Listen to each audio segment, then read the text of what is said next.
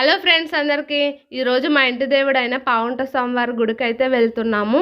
Vehicle పైన మాత్రం వెళ్ళట్లేదు, మేమందరం కలిసి బై వాక్ అయితే వెళ్తున్నాము. ఆల్మోస్ట్ మా ఇంటి దగ్గర నుంచి గుడి దగ్గరికి 25 కిలోమీటర్స్ అయితే ఉంటుంది. అందుకని ఎర్లీ మార్నింగ్ 2కి అయితే లేచేసి ఇంట్లో దీపం పెట్టేసి 4:30కి అయితే స్టార్ట్ అయిపోయాము.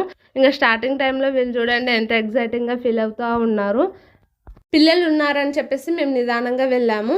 మధ్యలో ఒక దగ్గర ఆగి ఎవరికి నచ్చిన టిఫిన్ వాళ్ళు తినేసి టీ తాగేసి మళ్ళీ స్టార్ట్ అయిపోయాము.